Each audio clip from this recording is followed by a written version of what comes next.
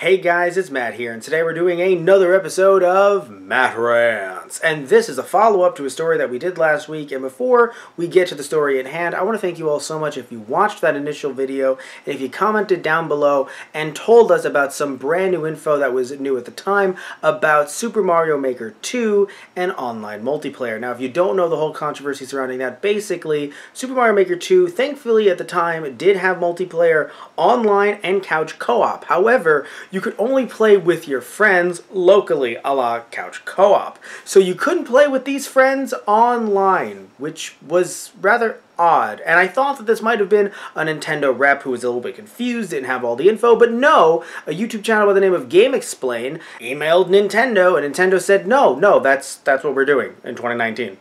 And I didn't get it. I thought, I get if they, don't want to have anyone mess with leaderboards or anything like that, but then just have a mode separate where you could play with your friends.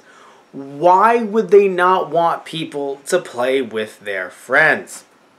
Very confusing stuff. Very confusing stuff. But thankfully, things have changed. So this happened during a live Treehouse event during E3, although we do have an article that talks about all of this down in the description box down below by Polygon. So quoting the article right now, producer Takashi Tezuka said that the Super Mario Maker 2 team was quote-unquote continuing our work, even though the game will be released on June 28th. So in an interesting case, we don't have a situation where the game gets delayed a la Animal Crossing, but we still do have the team working on this, which is an amazing thing. There's even more to come in this article that I'll talk about right now, but it is amazing to actually have the team listening to us, and this is why I think that people need to speak up more often. Now, in a respectful way. So if anyone sent this team or sent Nintendo death threats, no, don't do that. So no one should feel entitled enough to send someone a death threat over something like this. And some people are going to try to say, hey man, that's virtue signaling. Of course people get that.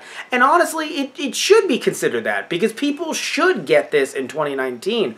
But we see stuff like this, countless stuff like this online. So at this point, it is something that we still apparently do have to say as people who play games, talking about games online in 2019. It might seem odd, but depending on where you go on Twitter or in YouTube comment sections, you still get stuff like that. So yes, no one should be sending out death threats, but at the same time, if you consistently come to any type of criticism, if you're someone who's online and any type of criticism whatsoever comes off as strongly as something along those lines, well, that is a little bit problematic, because not everyone out here who's delivering criticism is doing it through threats of any type.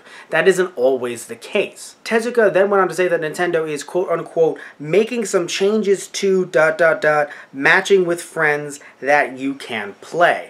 Now, it should be noted that, of course, he is using a translator, and this is live. There aren't really bullet points or anything pre-planned like that, so this might have been an off-the-cuff remark, but clearly something that they knew he was going to mention. I don't think he dropped some big bomb there. I'm pretty sure that they had something pre-approved, but having a live translator like that, you can have situations like this. Thankfully, Nintendo of America did clarify, and they did so within a tweet that says, Tezuka, quote-unquote, confirmed that the ability to play online multiplayer with friends is coming to Super Mario Maker 2 in a future update. Now, I do understand if someone is still upset if they're thinking, hey, why can't we get this on day one? Why in 2019 is this still an issue that comes up when it comes to online multiplayer?